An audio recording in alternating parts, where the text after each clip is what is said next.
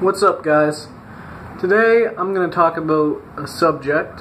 It's the subject of Yukon Gear brand outdoors equipment. Now, I have several knives made by Yukon Gear, one of which resembles a smaller version of a Buck 110 Folding Hunter. I own the real Buck 110 Folding Hunter knife. Very nice, genuine leather sheath, about that long when opened. But I have this other knife. It resembles a Buck 119 fixed blade hunting knife, but it's not Buck, it's Yukon Gear.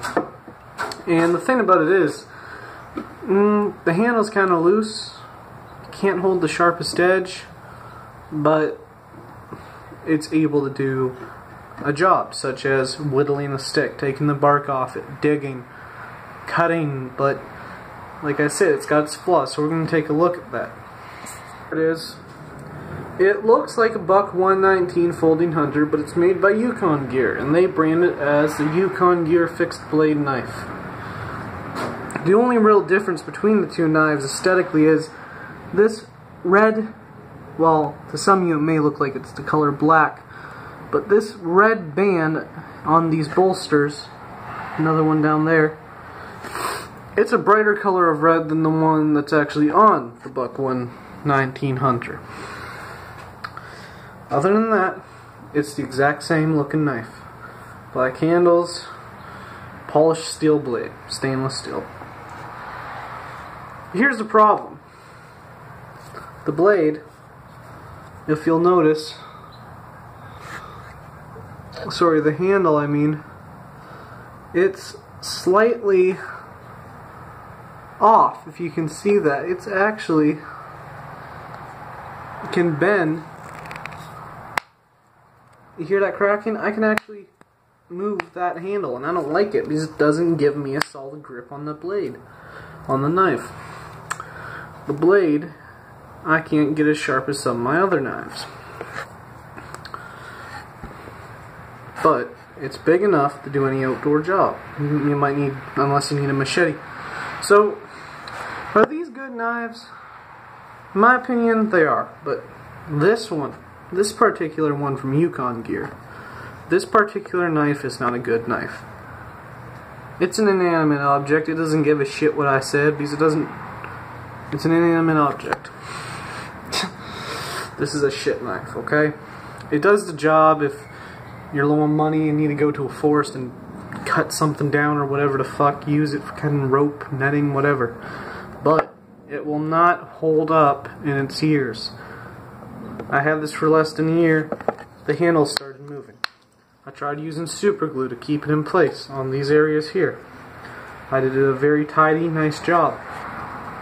It didn't fucking stay. It has somewhat of an edge on it, but it's not near sharp enough to cut through, like, you know that rope? I think it's called manila rope. It's like glossy in a way, it's really hard to cut through. This wouldn't be able to get through it. The handle's loose. You're gonna lose your grip on it.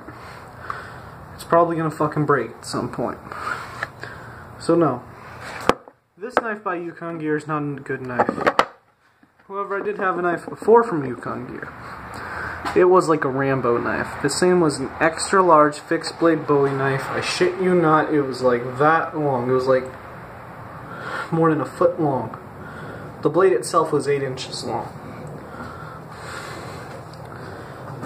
So, I had this knife.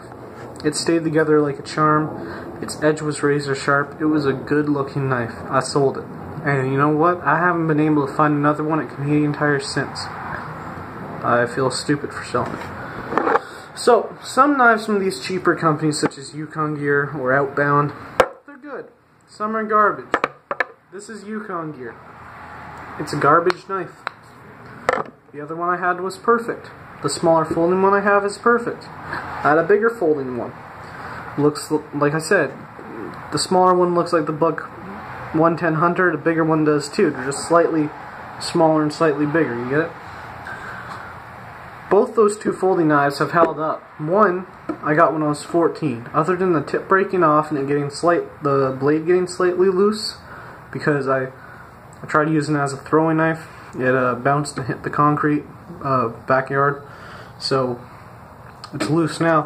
But still, it holds its razor sharp edge. Right? I own a knife from Outbound. It's a really good knife. It's up in my room. But this knife, this is my Outbound machete. The blade is rusting in some areas. Okay? The handle, only 3 screws in it are real. The other are plastic, made to look like screws. The blade feels slightly flimsy. It does not hold a decent cutting edge. So, you know, it's like you gotta take the good with the bad. If you want the good price of the knives and the somewhat good part about it, you gotta take the fact that not all their knives are gonna be good. So, that's just how it is. So my verdict for this subject: our Yukon gear, our cheap company outdoor gear, good.